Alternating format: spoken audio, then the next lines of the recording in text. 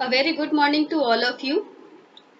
Lime soda के process के numericals हम यहाँ पे स्टार्ट करेंगे, लेकिन इसको स्टार्ट करने के पहले पिछले 2 वीडियोस में मैंने लाइम सोडा प्रोसेस के बाकी रिएक्शंस आपसे डिस्कस किए थे, उसके रूल्स और वो कौन से प्रिंसिपल को फॉलो करता है ये आपसे डिस्कस किया था।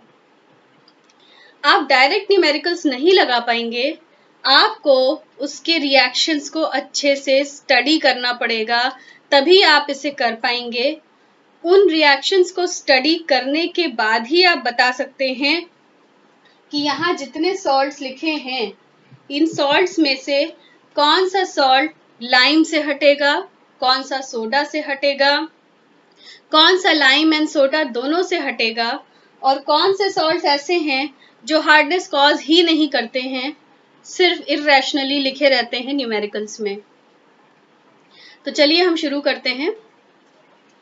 Calculate the amount of lime 74% pure and soda 92% pure required for softening of 20,000 liters of hard water containing magnesium carbonate 84 milligrams per liter, calcium carbonate 40 milligrams per liter, magnesium chloride 95 milligrams per liter, calcium chloride 111 milligrams per liter, magnesium nitrate 37 milligrams per liter, KCl 30 milligrams per liter, NaCl 4.3 milligrams per liter।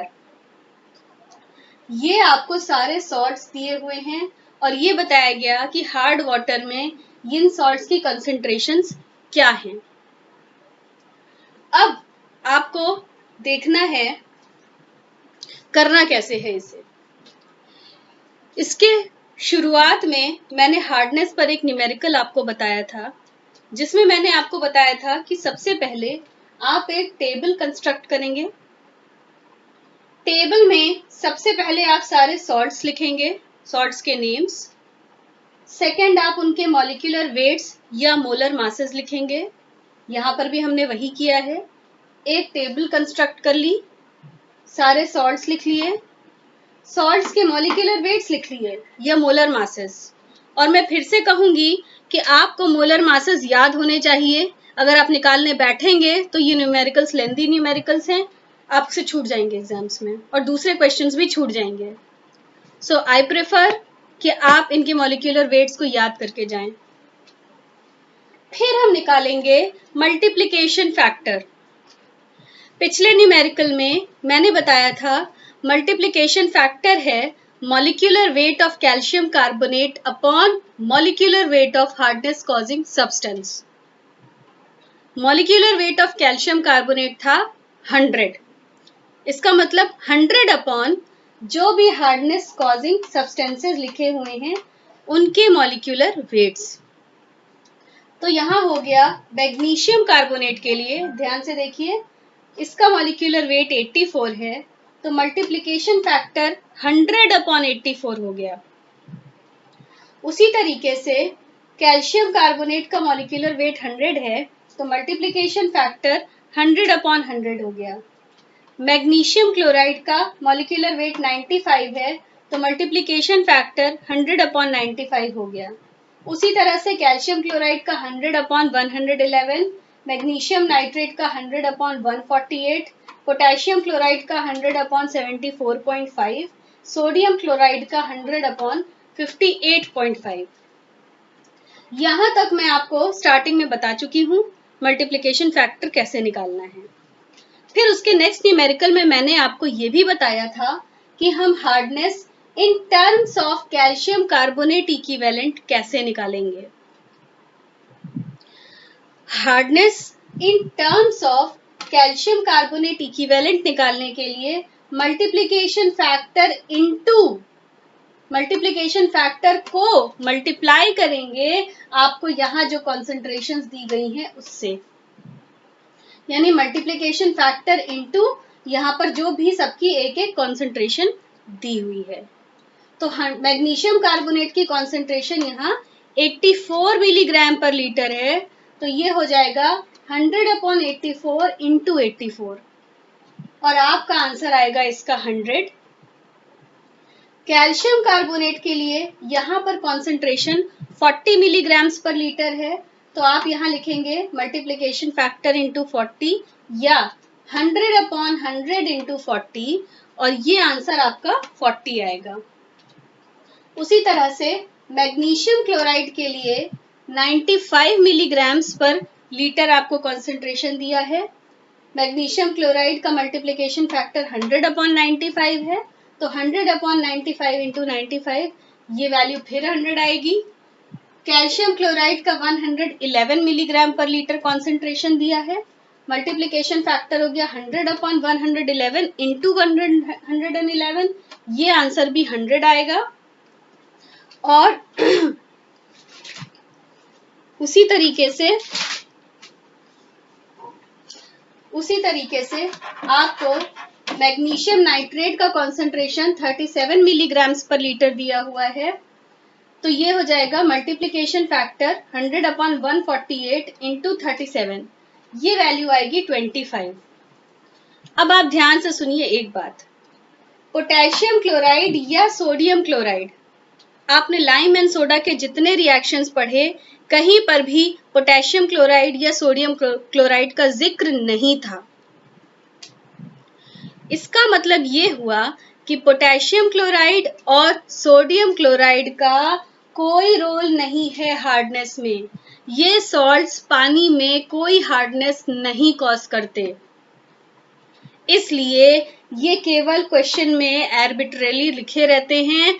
आपको इन्हें cross करना है, इनका कोई role नहीं है, इनसे आपका कोई मतलब ही नहीं है। आप इसे ना भी लिखें तो भी चलेगा, आपका यहीं पर खत्म हो जाएगा आकर के हार्डनेस के जितने भी आपकी वैल्यूज आ रही हैं। अब अगर आपको ये वैल्यूज मिल गई हो तब हम आगे बढ़ते हैं, जो उसमें क्वेश्चन था amount of lime required and amount of soda required. तो अब हम आते हैं सबसे पहले अमाउंट ऑफ लाइम रिक्वायर्ड पर। अमाउंट ऑफ लाइम यानी कि कैल्शियम हाइड्रोक्साइड रिक्वायर्ड आएगा, इसकी वैल्यू थी 74/100, जिसमें 74 था लाइम का मॉलिक्यूलर वेट इनटू जितने भी आपके हर सॉल्ट्स के लिए जितने भी आपके कैल्शियम कार्बोनेट इक्विवेलेंट्स आए आपको वो लिखने हैं। अब ध्यान से देखिए, मैग्नीशियम कार्बोनेट को लाइम हटा सकता है, तो आप इसे लाइम के प्रोसेस में लिखेंगे। अब आपको यहाँ ये देखना है कि कौन सा सॉल्ट लाइम के प्रोसेस में इन्वॉल्व है, कौन सा सॉल्ट सोडा के प्रोसेस में इन्वॉल्व है और कौन सा सॉल्ट लाइम और सोडा दोनों में इन्वॉल्व है। उसी हिसाब से आप इनकी हार्डनेस को यहाँ पर मेंशन करेंगे। तो मैग्नीशियम कार्बोनेट लाइम से हट जाता है, आप इसे उस नोट्स में चेक करिएगा। कैल्शियम कार्बोनेट हट जाता है, मैग्नीशियम क्लोराइड लाइम से भी हटता है, और जब कैल्शियम क्लोराइड इससे जनरेट होता था तो आप उसे सोडा से हटाते थे। क्यों? क्योंकि मैग्नीशियम परमानेंट हार्डनेस चेंज हो जाती थी कैल्शियम परमानेंट हार्डनेस में, जो सोडा से ही हटती थी। तो मैग्नीशियम क्लोराइड में लाइम एंड सोडा दोनों चाहिए। कैल्शियम क्लोराइड को ध्यान से देखिए, calcium chloride calcium permanent hardness है, और कैल्शियम परमानेंट हार्डनेस केवल और केवल सोडा से ही हटती है। यहाँ लाइम का कोई रोल नहीं है, तो आप यहाँ पर सिर्फ सोडा लिखेंगे।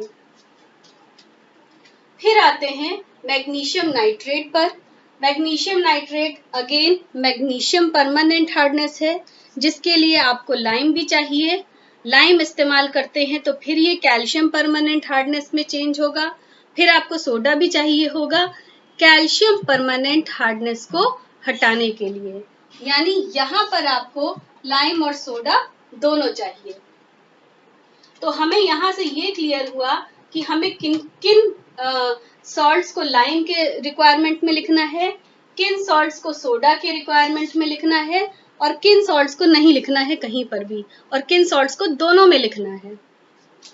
तो सबसे पहले मैग्नीशियम कार्बोनेट। मैग्नीशियम कार्बोनेट की वैल्यू आपने लिखी 100 लाइम रिक्वायरमेंट में। कैल्शियम कार्बोनेट की वैल्यू आपने लिखी 40। मैग्नीशियम क्लोराइड की वैल्यू आपने लिखी अगेन 100। कैल्शियम क्लोराइड सोडा में आएगा, इसको आप नहीं लिखेंगे। Magnesium nitrate lime and soda दोनों में आ रहा है, तो फिलहाल लाइम के लिए इसकी वैल्यू आ रही है 25। इसको आप जोड़ करके इसका आंसर निकाल लेंगे और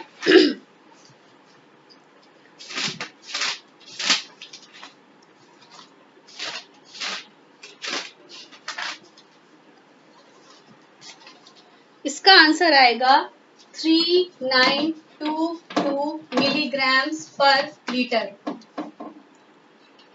जब ये आंसर आपको मिल जाएगा, ध्यान से देखिए,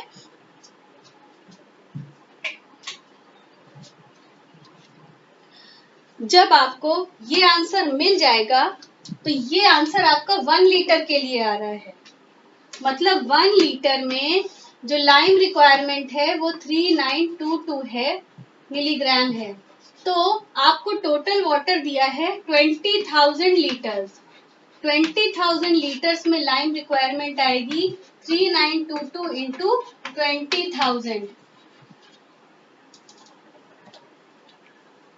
ठीक है, ये हो गया वॉल्यूम। वॉल्यूम के बाद फिर आते हैं प्योरिटी फैक्टर पे। लाइम का प्योरिटी फैक्टर 74% दिया है, तो हमारा जो यहाँ प्योरिटी फैक्टर पीएफ की वैल्यू आएगी वो आएगी 3922 इंटू 20,000 इंटू 100/74। आपको प्योरिटी फैक्टर के लिए 100/ जो भी परसेंटेज दी है आपको वो करना है। वहां पर 100/ जो भी परसेंटेज दी है इसको लेकर के आपको इसे सॉल्व करना होगा। आई होप ये आपको क्लियर हो गया। अब आते हैं अमाउंट ऑफ सोडा रिक्वायरमेंट पर। अमाउंट ऑफ सोडा रिक्वायरमेंट में 106/100 106 Na2CO3 यानी सोडा का मॉलिक्यूलर वेट है। सोडा में कौन कौन से सॉल्ट इन्वॉल्व है? मैग्नीशियम क्लोराइड इन्वॉल्व है, यानी इसकी वैल्यू जो आ रही है मैग्नीशियम क्लोराइड की 100 आ रही है, तो आपने 100 लिखा। प्लस सोडा में कैल्शियम क्लोराइड इन्वॉल्व है, इसकी वैल्यू भी 100 आ रही है। और मैग्नीशियम नाइट्रेट में भी सोडा इन्वॉल्व है, इसकी वैल्यू 25 आ रही है। तो ये जो आपका आंसर आएगा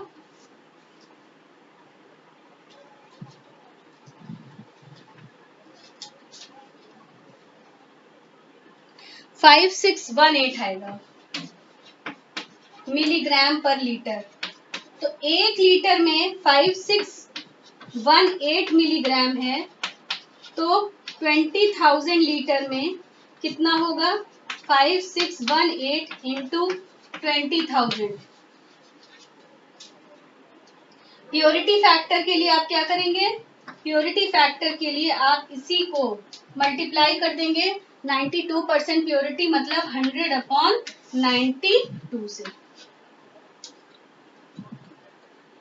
इस तरीके से आप लाइम सोडा प्रोसेस के न्यूमेरिकल्स को सॉल्व करेंगे। एक और न्यूमेरिकल है अपकमिंग दूसरे टॉपिक में मैं बताने जा रही हूँ आपको। Thank you.